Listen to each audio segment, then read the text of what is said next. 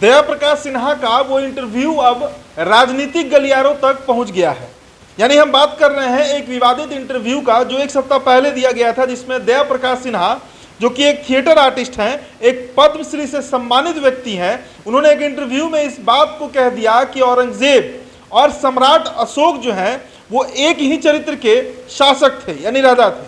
अब इसके बाद यह मामला पहले तो कुशवाहा समाज के द्वारा उठाया गया, लगातार उनका विरोध हुआ, उनके पद्मश्री को वापस लेने की मांग की गई, और अब यह मामला जो है वो बिहार के राजनीति तक पहुंच गया है। नीतीश कुमार की हम बात करेंगे, लवकुश समीकरण की बात करते हैं। कुशवाहा समाज अगर आहत होगा तो सीधा नुकसान नीतीश कुमार को होगा।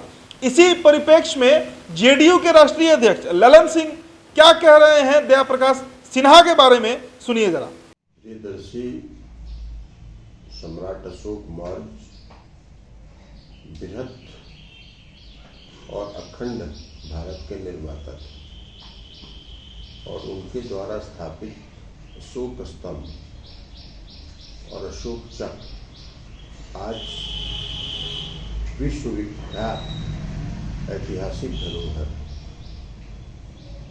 वैसे व्यक्तित्व के बारे में अपमानजनक शब्दों का इस्तेमाल करना यह कतई सहनीय नहीं, और ऐसे व्यक्तित्व के बारे में कोई अपमानजनक शब्द का इस्तेमाल अगर करता है तो वो विकृत विचारधारा का व्यक्ति हो सकता है।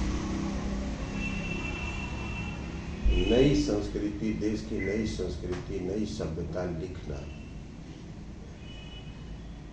ये कहीं से स्वीकार्य नहीं, और जो व्यक्ति इस तरह के अपमानजनक शब्दों का इस्तेमाल राष्ट्रीय धरोहर के बारे में करता हो, वो किसी भी पुरस्कार का हकदार नहीं है, हो भी नहीं सकता। तो इसलिए जिन्होंने भी अपमानजनक शब्दों का इस्तेमाल प्रियदर्शी सम्राट अशोक मौर्य के बारे में किया है, उनको जो पद्मश्री पुरस्कार मिला है वो वापस लिया जाना चाहिए। हम महामहिम राष्ट्रपति जी से और केंद्र की सरकार से, आदरणीय प्रधानमंत्री जी से ये मांग करते हैं कि ऐसे लोगों से पुरस्कार, पद्मश्री का पुरस्कार वापस लिया जाए।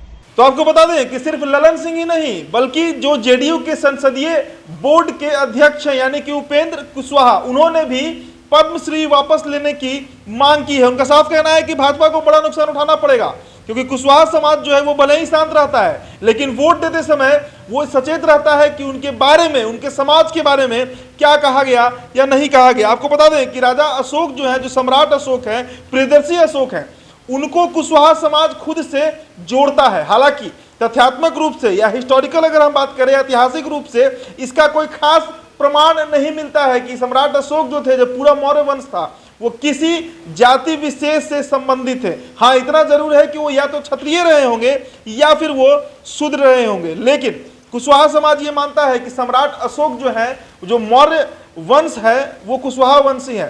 फिलहाल इस खबर में इतना ही। बहुत बहुत शुक्रिया।